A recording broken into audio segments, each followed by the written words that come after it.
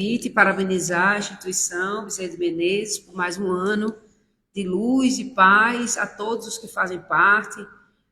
Mandar um abraço aí para a Silmara e para José Soares, que está aí se recuperando.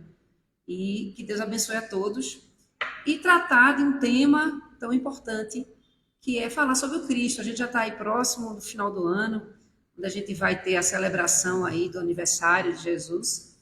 E lembrando o apostolado de Jesus, que os seus ensinamentos prosseguem com a atualidade. Os ensinamentos de Jesus estão na pauta do dia a dia. Jesus foi inovador. Ele rompeu com vários paradigmas, seja com relação ao atendimento àqueles necessitados, doentes, curando principalmente não só corpos, mas as almas dos seres humanos. Ele que trouxe já a ideia, a humanidade nem sonhava em falar em psicologia, ele já foi um grande psicólogo quando falava em ansiedade, a necessidade de não pensar nas alturas do dia de hoje. Enfim, ele que traz a lei de amor, ele que trouxe o ensinamento acerca da necessidade de visualizarmos o Pai como o Criador como Pai. Aliás, a visão que se tinha do mundo era daquele Deus temido. E Jesus traz a amorosidade, a lei de amor, ele institui a lei de amor. E de uma forma tão ampla que ele fala do amor aos inimigos. Então, trazendo a sua lição já desde o berço, a humildade com a manjedoura. E ele que é o nosso governador espiritual. Lá no livro A Caminho da Luz, quando Emmanuel nos traz, e a gente está tão intricado com Jesus que a gente sente isso. Esse liame tão forte com o mestre, porque ele está desde o princípio da formação do nosso planeta, há 4,5 bilhões de anos, quando o planeta surgiu, na formação do nosso planeta, Jesus já era um espírito puro, já era um ser crístico. Mas, para a gente pensar o cristianismo primitivo, o que significava o cristianismo primitivo? O cristianismo primitivo é exatamente a doutrina que se iniciou com Jesus, com os seguidores do Mestre Jesus. E os cristãos, os pioneiros, o óleo que alimentou a chama forte dos pioneiros, é tão interessante que essa expressão que utilizaram nesse livro aqui, Cristianismo dos Séculos Iniciais, que é um livro feito através dos aspectos históricos e a visão espírita, de Antônio César Perry de Carvalho, que foi um dos presidentes da Federação Espírita Brasileira, onde ele faz todo um levantamento histórico acerca do cristianismo, dos seus séculos iniciais, mostra como ele faz esse paralelo do óleo que alimentou a chama, fazendo até um paralelo com aquela lamparina. Alguns vão lembrar daquela parábola de Jesus, onde as virgens andavam com as lamparinas e tinham que colocar os azeites. Então, o óleo que alimentou a chama desses pioneiros fortes, que eram os cristãos primitivos, foi exatamente o ensino moral do Mestre Jesus. E mais ainda, potencializado pela certeza da imortalidade da alma. Porque imagina aqueles cristãos pioneiros incorporados pelo ensinamento moral, e ali muitos puderam acompanhar, como os discípulos, mas também os seguidores estavam ali tão próximos da exemplificação de Jesus, porque ele não só ensinou, ele exemplificou e vivenciou os seus ensinamentos. E a certeza da imortalidade, que a vida continuava. Então, isso fortaleceu os pioneiros do cristianismo. E também, uma característica importante dos pioneiros é a simplicidade e a dedicação desses seguidores, repleto de heroísmos e de abnegações, apesar das intensas perseguições. Então, veja que eu peguei uma parte, ele menciona, falando dos cristãos que foram heróis, muitos vão lembrar nesse livro, há 2000 anos, é um livro psicografado por Francisco Cândido Xavier, psicografia de Emmanuel, é um livro que retrata a essa época do cristianismo primitivo, e ele lembra a esposa do senador Públio Lentulus. Muitos sabem que o senador Públio Lentulus foi uma das encarnações de Emmanuel, o espírito guia de Chico Francisco Cândido Xavier, e ele exercia a função legislativa e judicial. E eu trago aí uma expressão, quando eles vai ao encontro de Jesus, é bem interessante, porque a esposa dele já tinha ouvido falar, Lívia, já havia escutado falar em Jesus e se impressionava com os feitos, as curas, os ensinamentos, tocou muito o coração quando uma serva sua levou-a à presença de Jesus, e ela chamou o senador Publio Lentulus, pedindo a ele que ele fosse ao encontro de Jesus, no sentido da cura da sua filha, porque ela tinha uma doença, ela era leprosa, tinha uma doença de pele, a própria medicina já considerava incurável a doença, e ele, na calada da noite, é bem interessante essa expressão, a calada da noite, quando ele vai encontrar com o Mestre Jesus, porque ele vai, de uma certa forma, de noite, escondidinho, para não ser visto pelas pessoas, né, para que as pessoas não vissem que ele estaria se encontrando com Jesus. E ele começa a descrever esse encontro, como seria, né, as características do mestre. Claro, as características não só as características físicas, porque é até muito famosa uma carta que ele escreve. Essa carta ficou, alguns historiadores mencionam essa carta, exatamente ele descrevendo o mestre Jesus. Então ele diz assim: um homem ainda moço, que deixava transparecer nos olhos, profundamente misericordiosos, uma beleza suave e indefinível. E aí ele continua: cabelos longos e sedosos, um semblante compassivo, sorriso divino, revelando ao mesmo tempo bondade imensa e singular energia. Irradiava da sua melancólica e majestosa figura uma fascinação irresistível. Veja que aí, inclusive, ele menciona que ele nunca sentiu tanta emoção, mas até quando ele foi conhecer o imperador Tibério, na ilha de Capri, e ele ficou tão emocionado, Publio Lentulus, que ele começa a chorar. Lágrimas ardentes rolam-lhe dos olhos. Ele começa a chorar. Raras vezes ele havia chorado, ele era um homem duro, um homem, um senador, né, um homem da lei, um homem acostumado com situações duras, e um homem que tinha seus brios, um homem vaidoso, de uma certa forma arrogante, mas uma força misteriosa e invencível fez ele se ajoelhar perante o mestre. E aí ele ficou tão impactado com aquela figura crística do mestre Jesus que ele não conseguiu expressar nenhuma palavra. Uma fascinação realmente irresistível. E aí Jesus chega e diz: senador, por que me procuras? E aí começa a olhar para ele. Fora melhor que me procurasses publicamente e na hora mais clara do dia. Acho que aqui nem ficou essa parte. Eu tinha registrado. Fora me procurar na hora mais clara. Veja que aí, muitas vezes, para a gente fazer um paralelo conosco, quantas pessoas deixam de procurar Jesus na hora mais clara do dia? Às vezes, até nega Jesus. Em muitos momentos, a gente deixa de falar ou deixa de aplicar os ensinamentos do Mestre Jesus. Então, ele mostra a necessidade dessa publicidade ampla. Aí ele continua: para que pudesses adquirir de uma só vez e para toda a vida a lição sublime da fé e da humildade. Então, veja, a partir do momento que a gente abre a nossa mente e que a gente, na claridade do dia da nossa vida, em todos os momentos da nossa vida, a gente coloca os ensinamentos do Mestre Jesus, por toda a vida, aí a gente vai estar exercendo a humildade e a fé. Aliás, que a gente sabe lá pelo Sermão da Montanha que o primeiro passo é a humildade. Se a gente não avança, né, na humildade, a gente nem se reconhece nos nossos erros. E fica difícil a gente avançar. Então veja que aí ele já começa dando uma lição muito grande em Publio Lentulus, aquele que no futuro ia se transformar em Emmanuel. Certamente era uma semente muito forte que estava plantando naquele espírito. Mas eu não vim ao mundo Veja o que Jesus diz: eu não vim ao mundo para derrogar as leis supremas da natureza e veio ao encontro do teu coração desfalecido. E o que é que quer dizer com isso? Que Deus, né, ele que está aqui para fazer cumprir a lei de Deus, não viola nossas consciências. Quando ele diz que não podia derrogar a lei da natureza, é que a gente sabe que a natureza não dá saltos.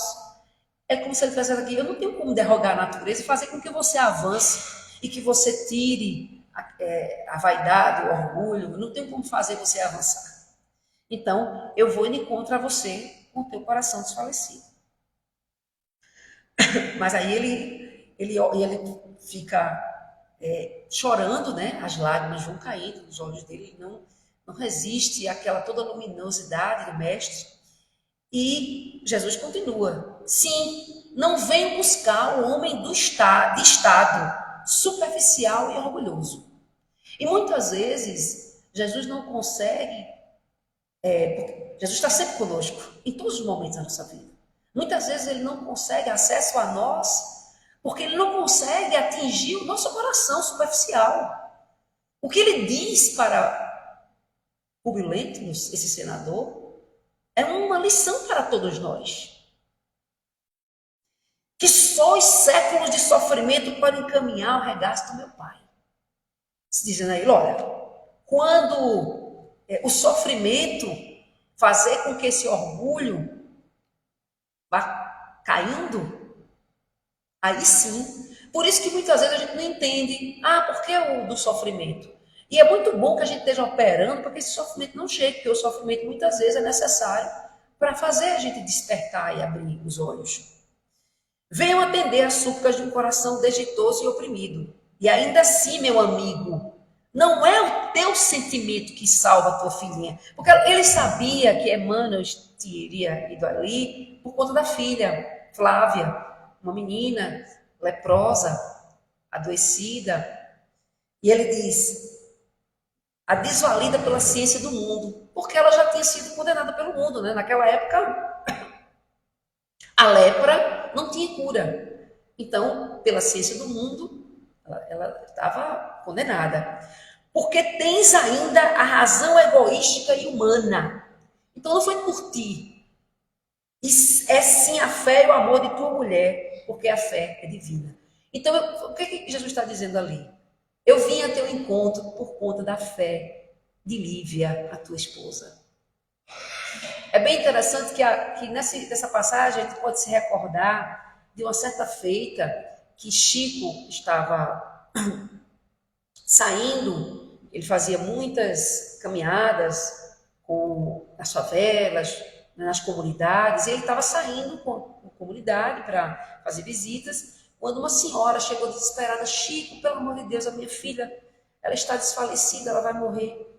Chico disse: segura aqui minha mão, vamos orar, porque a oração de mãe arrebenta as portas do céu. Então veja que nesse momento, e é muito bom a gente dizer isso, para alimentar a fé de todos nós, das mães, o quanto é importante. A gente lembra também das orações da mãe de Santo Agostinho que no seu caminhar se desvirtuou. Ela era uma mulher muito religiosa, e foram as orações dela, tão fervorosas, insistentes, que fizeram até que então um rapaz preparado, inteligente, que tinha uma interlocução muito boa, mas que era muito confuso nas suas ideias e seguiam várias doutrinas. E quando finalmente ele se rende, né, quando ele escuta Santo Ambrósio, assistindo a palestra, ele toca o coração, e aí ele chega para a mãe e diz: mãe, o arquiteto do universo conseguiu atingir o meu coração. E aí ela se ajoelha e agradece, porque viu que as orações dela conseguiu, de fato, fazer com que houvesse a mudança no seu filho. Então, nesse encontro do senador Publio Lentulus, é interessante também que ele continua lá na frente, ele dizendo assim: não, meu amigo, não estás sonhando. Porque naquele momento ele estava tão impactado, Publio Lentulus, que ele pensou que estava sonhando. Deus, será que isso é um sonho? Ele vê ele chorar, ele se ajoelhar, ele vê aquela imagem magnífica de Jesus. Será que é um sonho? Será que eu estou tendo um sonho? E aí ele diz: não, meu amigo, não estás sonhando. depois de longos anos de vio do bom caminho, pelo sendal dos erros glamourosos, encontras hoje um ponto de referência. Se ele ia aproveitar ou não, era o problema dele, né? Que, aliás, eu recomendo quem não lê o livro há 2000 anos, leia. Porque é duro. É interessante ler o há 2000 anos e depois ler os 50 anos depois. Porque ele já vem na outra encarnação, numa situação muito diferente, né? Ele vem como escravo. Então, está, porém, no teu querer o aproveitar o agora ou daqui a alguns milênios. Então, tu podes mudar agora e combater a tua humildade, combater a tua falta de humildade, a tua arrogância, a tua vaidade. Ou daqui a milênios.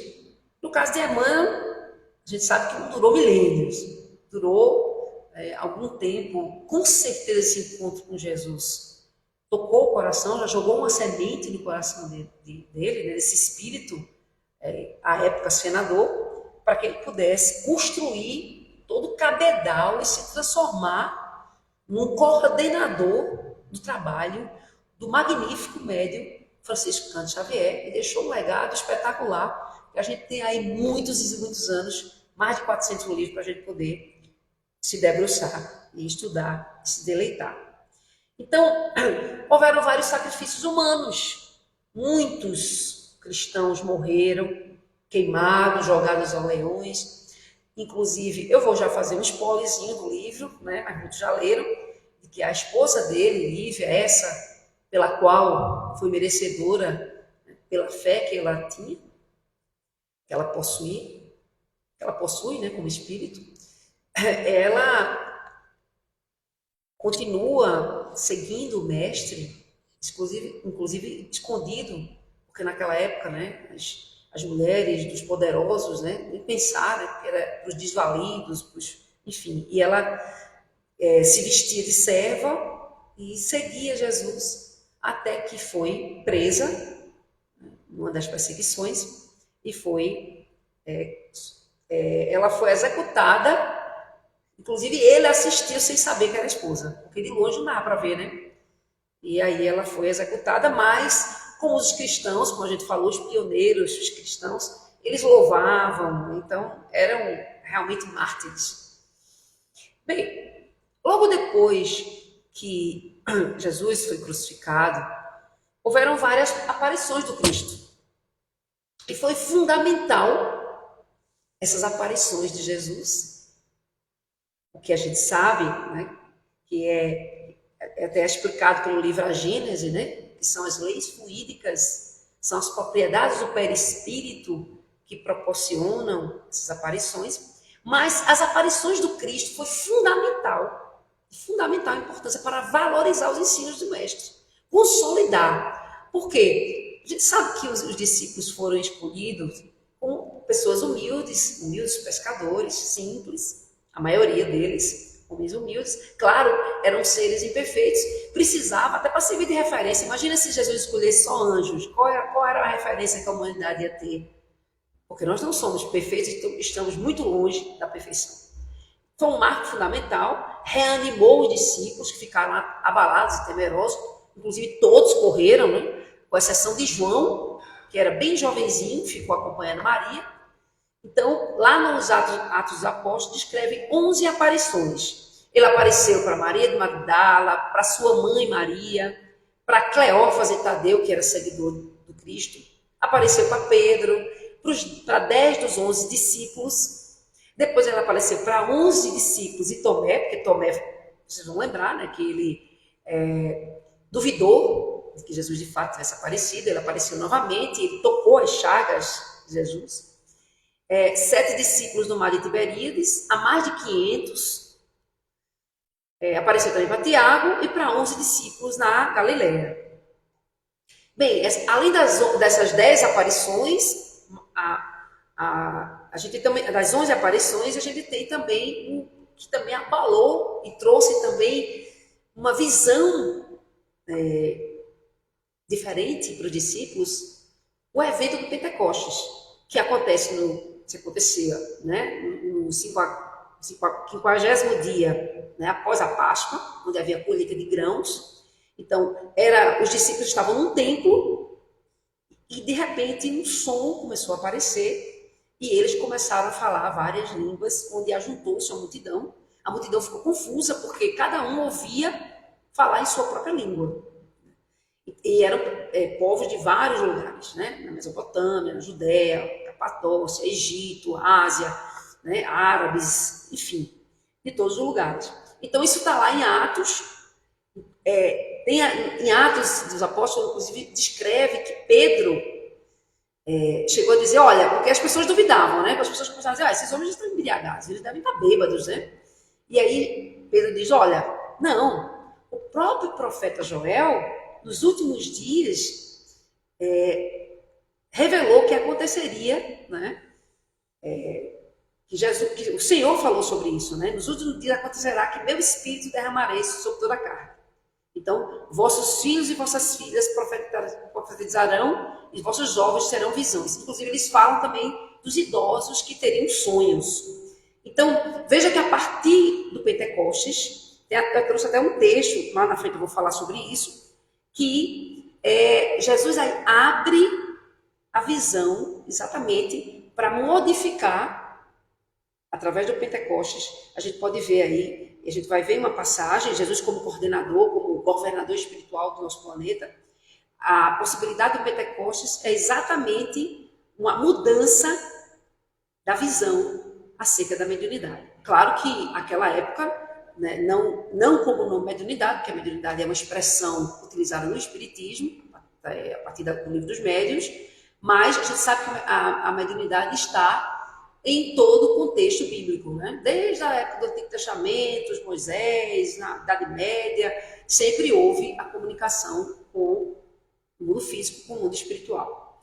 Bem, além das aparições que a gente falou e do Pentecostes, também a aparição de Saulo, que é muito comentada, que também trouxe, que Saulo, que o conhecido, aquele que o convertido de Damasco, onde ele transformou a sua vida através da visão. Claro que não foi apenas por um ato. O fato de Saulo ter se transformado, se convertido e depois ter passado a se chamar Paulo, não foi um ato apenas naquele momento da visão. Claro que a visão foi muito impactante, tanto que ele cai do cavalo, perde a visão e fica impactado com a imagem de Jesus. Mas ele já vinha, quem lê o livro Paulo Estevam sabe que ele já vinha em muitos momentos, refletindo sobre a postura dos cristãos, porque é que eles, apesar dele ter tudo, ele era o doutor da lei, era um homem, era como se fosse hoje um ministro do Supremo Tribunal Federal, não o atual, né, a atual postura, mas de poder. É como se ele tivesse um cargo na cúpula do poder e abrisse mão de tudo. Mas ele começa a indagar a si mesmo, porque é que ele tinha tudo e era infeliz, sentia aquele vazio espiritual, enquanto aquelas pessoas, se referindo aos cristãos, que eram simples homens humildes, que não tinham nada, e eram homens que tinham um semblante tão de pacificação, e começa a se lembrar de tudo que aconteceu, né? O Estevão, que foi vítima dele próprio, não foi apedrejado, e também de todos os outros que foram perseguidos. Então ele ia naquele caminho de Damasco, não só naquele caminho, mas a gente vai ver na descrição, é muito interessante a contribuição que Emmanuel traz, através da lavra mediúnica do querido Francisco Cândido Xavier. Ele traz uma contribuição muito grande para a gente abrir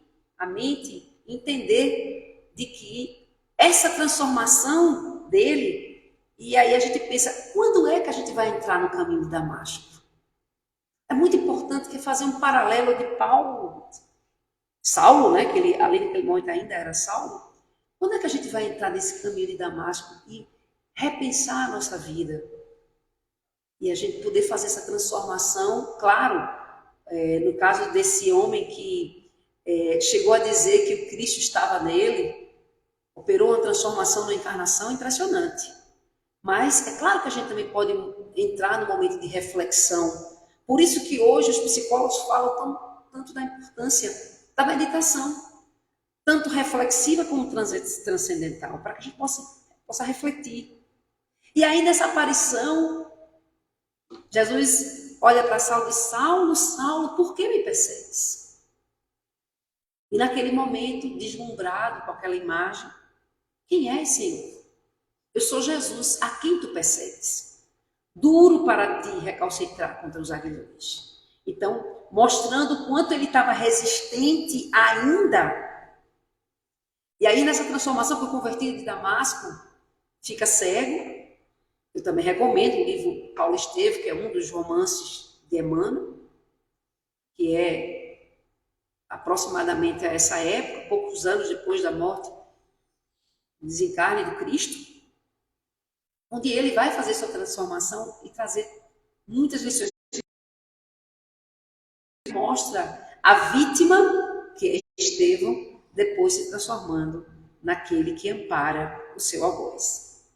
Então, nesse livro Caminho, Verdade e Vida, nesse texto aí, Reuniões Cristãs, ele vai dizer o seguinte, que desde a ressurreição, para que não houvesse o contato com os mortos.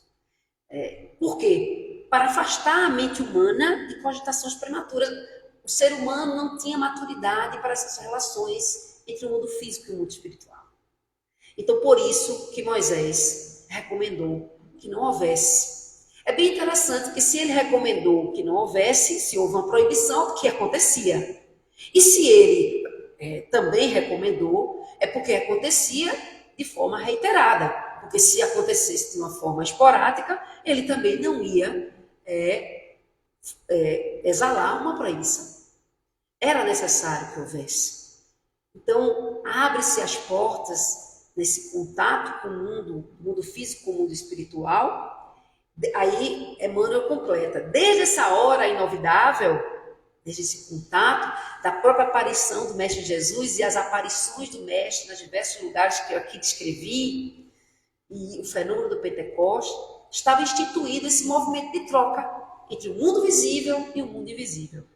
Então, os discípulos se reuniam nas catacumbas de Roma, onde, exatamente para evitar as perseguições, né? Enfim, para que eles pudessem se reunir com mais tranquilidade, e nesses momentos também havia o contato com o mundo espiritual.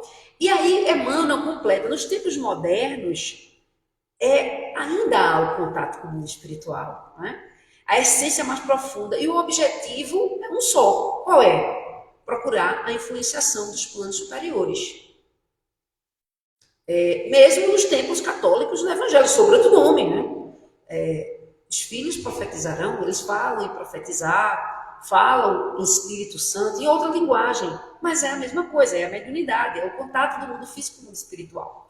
Mas ele aí completa, no mundo espírita, né? Nos centros espíritas, os espíritas vão se saciar mais porque há mais abundância em voos mais altos, porque a gente tem a possibilidade, né, esse benefício do Livro dos Médiuns, que traz esse manual que a humanidade sempre procurou para que pudesse dar um norte, para pudesse lidar com a mediunidade, que é algo muito arriscado se feito de uma maneira irresponsável. Então, voos mais altos, afastados do dogmatismo e do sacerdócio organizado. Então, veja que esse texto de Emmanuel é bem esclarecedor para que a gente possa. Então, o cristianismo primitivo, a gente vai também mencionar, muitos devem, nesses livros, das obras, novamente no livro Paulo Estevo, descreve a Casa do Caminho. A Casa do Caminho é de caridade. Não havia assistência a doentes, a idosos, a viúvos, a leprosos. Então, lá na Casa do Caminho, eles recolhiam, tratavam as pessoas. Muito impactante, se a gente for ver, por exemplo, quando o próprio Paulo, ainda Saulo, quando ele vai visitar a Casa do Caminho, em que pese que ele vai no sentido de investigar, mas ele é impactado com aquela cena de uma casa humilde, onde, apesar da pobreza, aqueles discípulos estavam ali, todos cuidando dos doentes. Então, a gente pode dizer que os ensinamentos do Cristo eram um céu para os escravos e para as massas empobrecidas, Mas também os ensinamentos do Mestre Jesus influenciaram os ambientes oficiais do Império Romano. E a prova disso, se vocês forem ler o livro que relata a história de João, por exemplo, o único discípulo de Jesus que não foi assassinado, morreu de morte natural. Quando ele é exilado na ilha de Patmos, eles tinham que trocar constantemente os guardas, porque os guardas se convertiam a cristãos. Então, muitos oficiais do Império Romano se transformaram, se converteram. Então, vale a pena também lembrar que os primeiros dicionários, a gente já falou sobre isso, a característica era de simplicidade, fidelidade, ajuda aos pobres, aos famintos. Então, e esse ambiente de simplicidade, ele era sem as disposições rigoristas do judaísmo. Então, a gente pode dizer que o cristianismo primitivo, ele se propagou ao longo do tempo, né, principalmente muitos judeus se converteram a cristãos, claro que não todos, muitos também não se converteram, mas muitas sinagogas foram utilizadas para reuniões. Mateus, que foi um discípulo que investiu muito também nessa propagação perante o seu próprio povo, né? Os hebreus, os judeus, como também Paulo. Inclusive a carta aos Hebreus é comprovada historicamente, o próprio Emmanuel diz isso, embora exista uma distinção entre os historiadores, mas a carta aos Hebreus é de autoria do próprio Paulo. Então veja que até o século IV, os cristãos eram perseguidos. Muitos se tornaram cristãos ao longo do tempo, porque apesar de perseguidos, o ensino moral, a humildade. Outra coisa, os cristãos, eles não atendiam por religião. Não, eu vou atender esse pobre, esse doente, esse leproso, porque ele se converteu. Não, e nem havia condições para que só vou atender você se você se transformar num cristão. Não, e isso impactava as pessoas, porque era uma abnegação, era um heroísmo. Ora, os cristãos chegavam nos circos. Quem tiver a oportunidade de... Eu estive em Roma, lá no Coliseu, e é impactante a energia muito pesada do local, porque morreram muitos cristãos, muitas pessoas, porque eram festividades. Pasmem, uma humanidade, as pessoas às vezes dizem assim, a humanidade ainda não evoluiu. Gente, haviam festas, celebrações, para as pessoas se divertirem, se regozijarem, ver outros sendo mortos, cristãos em outras situações também. Mas os cristãos eram os queridinhos, né, para esse tipo de espetáculo. Então,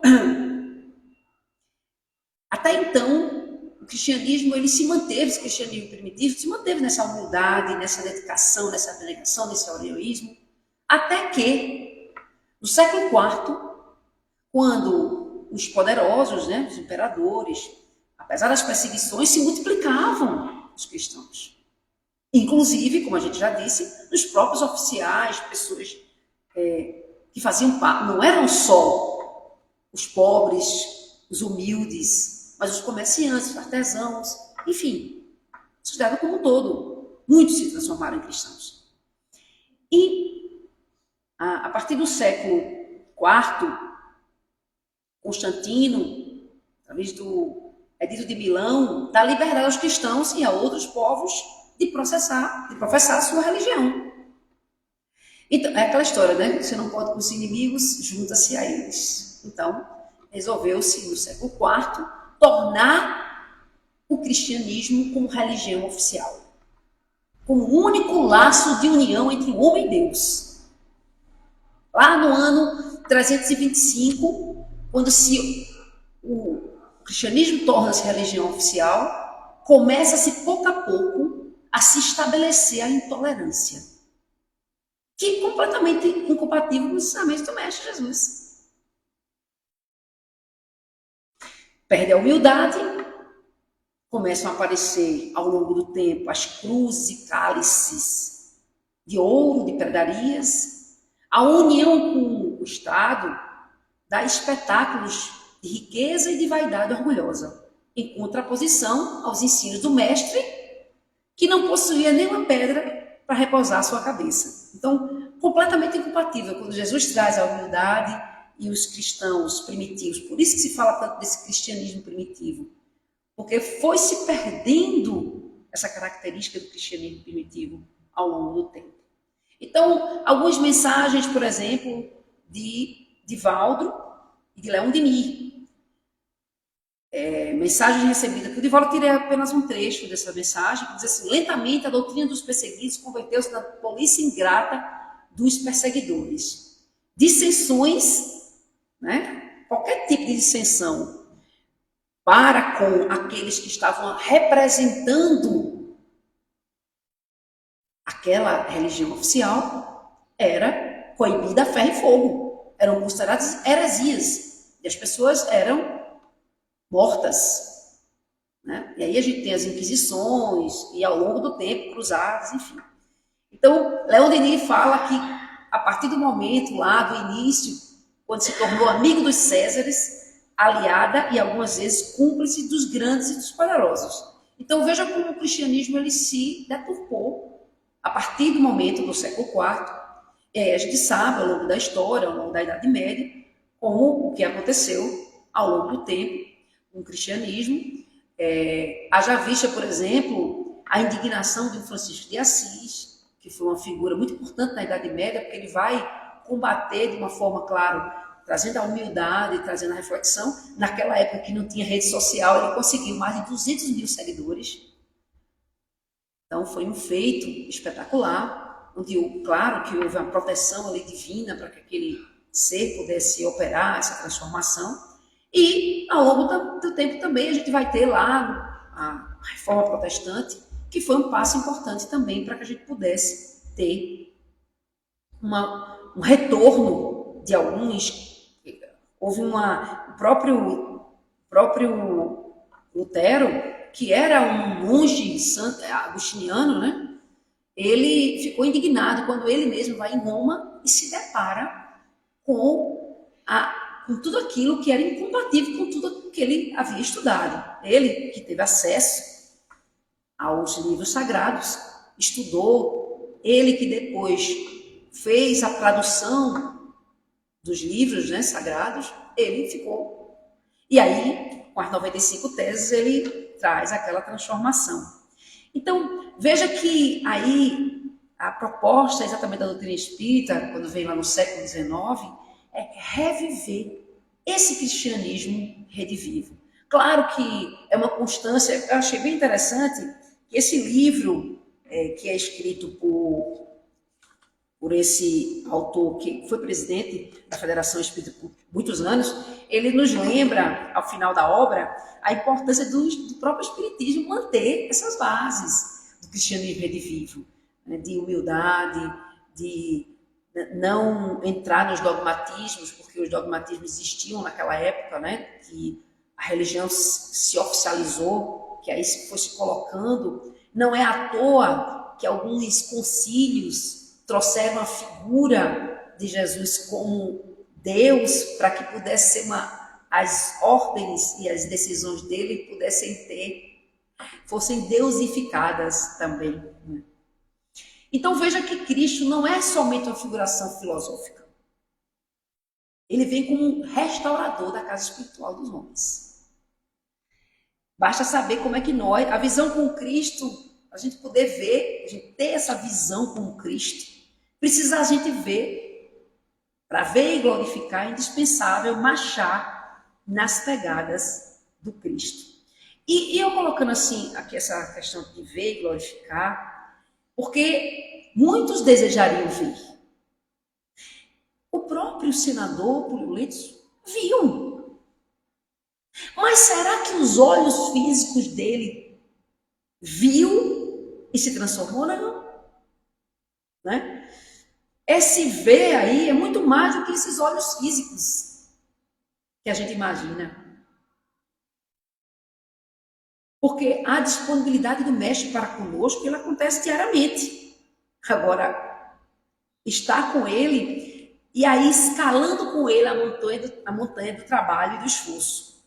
Porque muitas vezes acontece isso, como Jesus é o nosso representante, né, divino, ele que está mais próximo da divindade, do nosso Criador, às vezes muitas pessoas dizem assim, não, eu já fiz tudo, agora entreguei. Né? Entreguei a Jesus ou entreguei a Deus. Quando a gente tem que fazer a nossa parte, a parte que nos cabe. Tanto na obra da criação, como também pedir inspiração para saber o que a gente precisa fazer. Né? Então, é preciso que a gente entenda que no cristianismo, encontram-se todas as verdades. Né? São de origem humana os erros que nele enraizaram. Então, a gente vai ter, porque veja, o cristianismo tem a verdade. A doutrina cristã, ela tem todas as verdades. Agora, o movimento cristão que é feito por homens, houveram diversos equívocos. Notadamente, quando ele perdeu essa característica do cristianismo primitivo. Da humildade, da abnegação, da caridade. Por isso que o Evangelho, segundo o Espiritismo, nos faz essa alerta. Que os erros que se enraizaram, ou seja, se enraizaram, é porque ainda existem, né?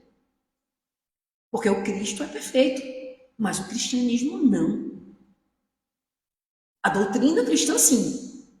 O movimento cristão, não.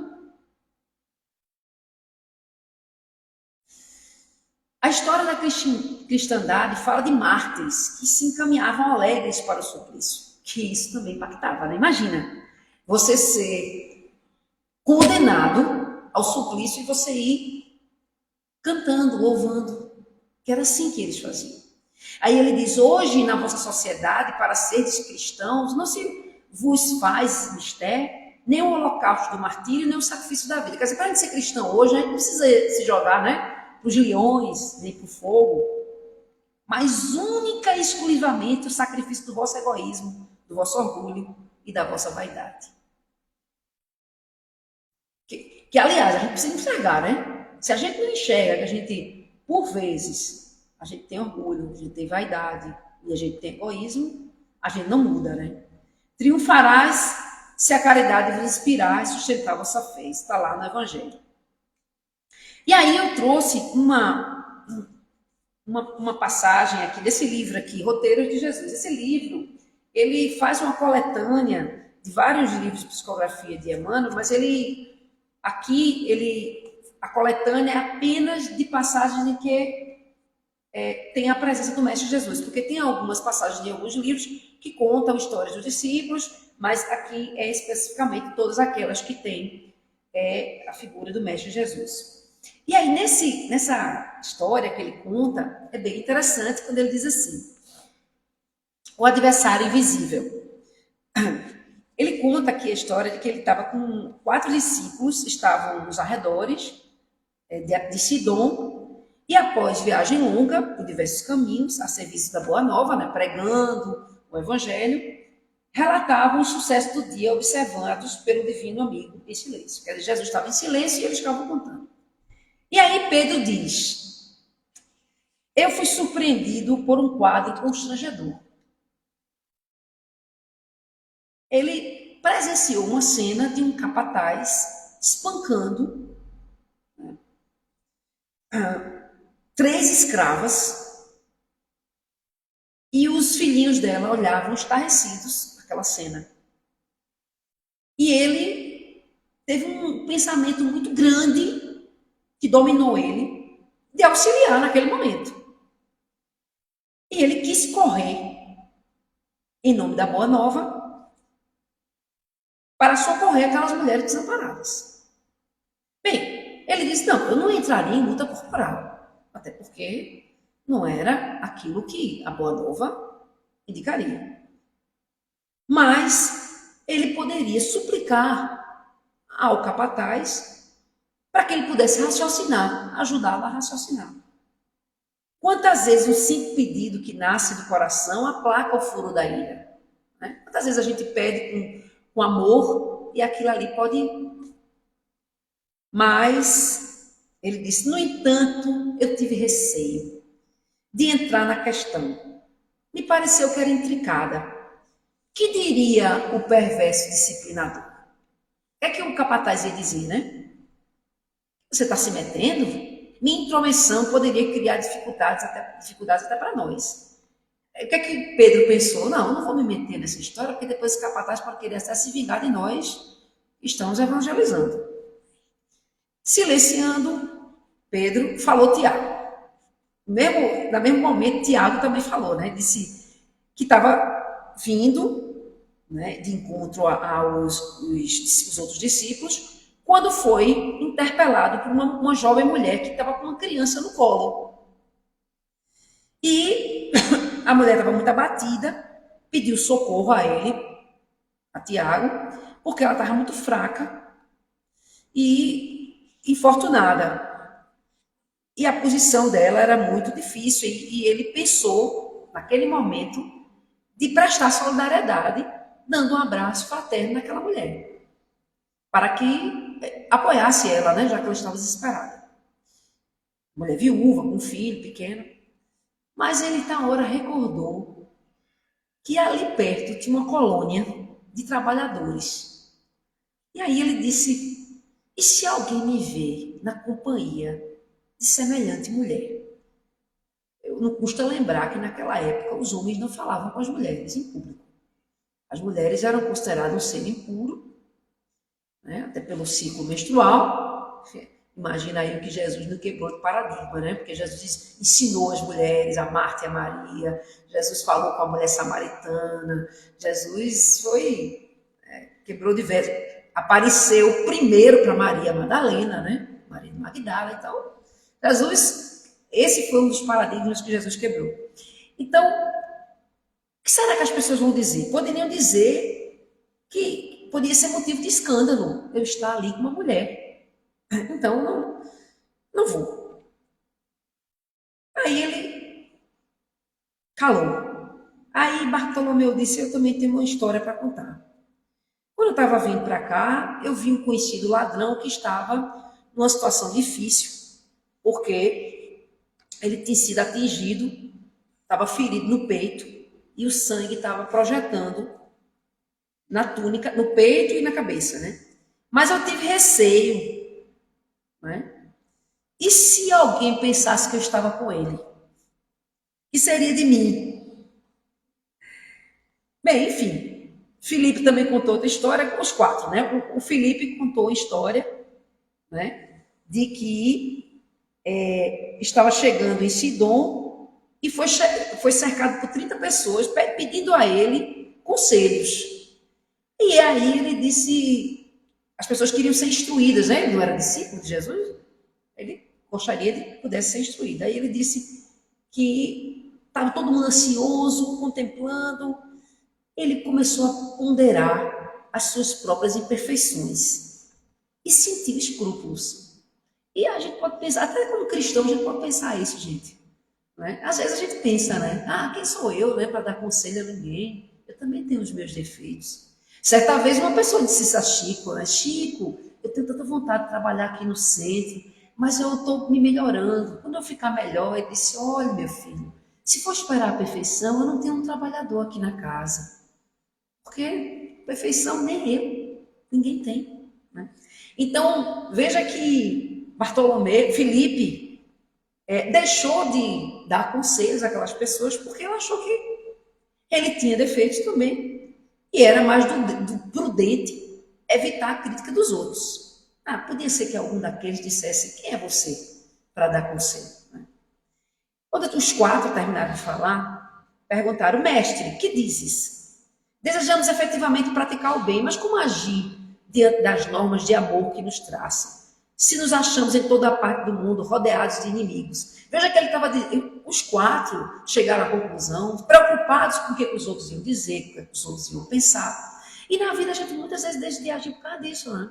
O que os outros vão pensar? Se eu me colocar aqui como um cristão, por exemplo, e numa sociedade como hoje, que todo mundo tem que beber, por exemplo, bebida alcoólica, e a pessoa dizer que não vai beber, ou que não vai beber o tanto quanto as pessoas bebem, o que as pessoas vão pensar, não é? Se eu perdoar Alguém, o que que fulano vai pensar, né? Talvez pensar que é fraqueza.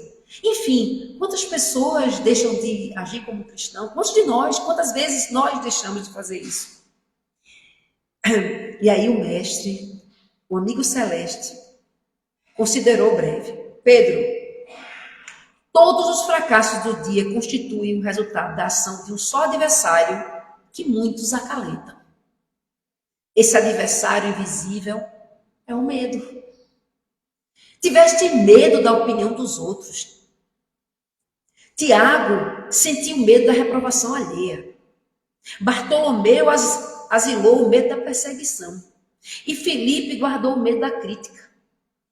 Aflito, o pescador de Cafarnaum interrogou: Senhor, como nos livraremos de semelhante inimigo? O mestre sorriu compassivo e respondeu: quando o tempo e a dor difundirem entre os homens a legítima compreensão da vida e o verdadeiro amor ao próximo, ninguém mais temerá. Ninguém mais temerá. Em seguida, talvez, porque o silêncio pesasse em excesso, afastou-se sozinho na direção do mar. Quer dizer, ele deixou os discípulos pensando na oportunidade que eles tiveram da prática do bem. E aí a gente pensa, né, que não é à toa que Jesus deixou discípulos imperfeitos, como nós, claro, humildes, né, com possibilidades grandes, evolutivas, para que ele pudesse servir de exemplo. Então, esse título, inclusive, desse tema que eu trouxe, está nesse livro aqui, Palavras de Emmanuel, que é exatamente Cristo e Cristianismo. E aí, para a gente ir já finalizando, indo para o final, eu queria ler algumas passagens para a gente exatamente pensar nisso, né? Com Cristo não vemos a ideia de repouso e inatividade, com isenção de esforço e responsabilidade. Então, o verdadeiro cristão, é isso que a gente tem que pensar como cristão. Aquela figura que eu botei lá no início, para quem não está vendo aí, mas as pessoas que estão assistindo aqui viram, que é uma imagem comum apresentada, que é essa imagem mais do Cristo, acho que eu não copiei, mas essa imagem mais do Cristo que se apresenta nos lugares, né? Cristo, essa daqui também, mas a outra é mais figurativa, eu acho que está mais na frente. Exatamente mostrando essa, né? É uma imagem mais de santificação. Me parece que a humanidade vislumbra um Cristo de adoração. A gente adorar o Cristo. Quando ele nunca quis isso. Cristo nunca quis idolatria. Não é à toa que ele disse, que lá no salmista falou, né? Que sois deuses. Poderás fazer o que eu fiz e muito mais se quiseres. Claro, a gente está muito distante de uma figura crística como ele. Mas não cabe a ele não vai fazer aquilo que nos cabe. Por isso é responsabilidade e esforço que nós precisamos para a gente poder avançar. Ele não vai fazer aquilo que é de nossa responsabilidade. E aí eu trouxe exatamente algumas mensagens desse livro, Cristo e Cristianismo, quando ele diz o seguinte: os títulos do Cristo não são os da inatividade. Isso aí eu já li, né? Mas não são da inatividade com isenção de responsabilidade e esforço. E aí ele diz mais: Cristo ensinou a paciência e a tolerância, mas nunca determinou que seus discípulos estabelecessem acordo com os erros que infelicitam o mundo. Então, veja, muitas pessoas dizem, não, eu vou ser tolerante com determinada situação, porque Cristo ensinou a tolerância, né? E aí muita gente está inclusive, relativizando o mal. Pasmem em vocês. Recentemente, há um certo tempo, já faz um certo tempo, acho que uns 6 meses, eu participei de uma reunião de estudo em que as pessoas queriam relativizar, por exemplo, o aborto de anencéfalos. Pessoas espíritas. Por quê? Porque dá muito trabalho. Porque é desnecessário. Então, quando ele diz aqui que uma coisa é a tolerância, Outra coisa é a gente ver, não, mas todo mundo faz. Em face dessa decisão, foi a cruz e legou muito testemunho de não violência. Então, hoje a gente vê também, até nas redes sociais, quanta violência, quanta agressão, com palavras, com atitudes. Porque as palavras também, escritas, faladas, elas ferem, né? Elas magoam, elas tornam as pessoas muitas vezes depressivas, elas podem até causar situações, ideações de suicidas. Foi a cruz e legou muito testemunho de não violência, mas também de não acomodação com as trevas em que se compraz a maioria das criaturas. A vaidade humana sempre guardou a pretensão de manter o Cristo nos ciclos do sectarismo religioso, mas Jesus prossegue operando em toda parte, onde medre o princípio do bem. Né? Então, a vaidade humana, a gente sabe disso, né? Muitas religiões, onde querem ter exclusividade da verdade, dos seus deuses, e aí ele vai além, viu, gente? Inclusive, Jesus vai onde está o bem. E o bem pode nem estar. Como Jesus é o governador espiritual e é o ser crístico que protege, que governa o nosso planeta, ele está em todos os lugares, inclusive em lugares não cristãos, de outras religiões. Tem uma passagem, eu acho que é em Atos, mas eu não tenho certeza, mas eu acho que é. Que um dos discípulos chega para Jesus e diz: Mestre, alguns estão ensinando, estão ali pregando, têm ensinamentos, mas eles não são dos nossos. E ele disse: quem não está contra nós, estão conosco. Então, quem está propagando o bem está com ele, está afinizado com o Mestre Jesus. Toda movimentação de páginas rasgáveis, portadoras de vocábulo restrito, representa frase de preparo espiritual. Eu achei muito lindo isso aqui. Porque o objetivo de Jesus é inscrever os seus ensinamentos em nossos corações e inteligência. Por que Jesus não deixou nada escrito? Alguém poderia perguntar, por que Jesus não deixou nada escrito, né? Só que Jesus não deixou, que era um espírito que veio 500 anos antes de Cristo, que já Mestre Jesus, como muitos filósofos que trouxeram verdades importantes, que já prepararam o caminho, e um contemporâneo, que foi João Batista, já da época de Jesus. Mas o que ele quis dizer? Que todas as páginas carregar os ensinamentos de amor não precisarão dos escritos. Os tempos são importantes, né? Quando a gente tem os encontros, é importante. Mas quando a gente evoluir e estiver afinizado com Cristo, nós seremos templo, em qualquer lugar que estivermos. Então, diante de tudo que a gente aqui passou, é um momento muito grande de reflexão, agora nesse momento de transição planetária, para a gente pensar como cristãos, depois de ultrapassar mais de 2000 anos da vinda do Cristo, e o tempo é contado, a história é contada antes e depois de Cristo, né? Então, se a gente está no ano de 2000, agora entrando em 2000, aproximadamente, porque a história mostra que existem algumas diferenças pequenas, mas depois de mais de 2000 anos, a gente ainda está tão distante de tolerância, de paciência, de amorosidade.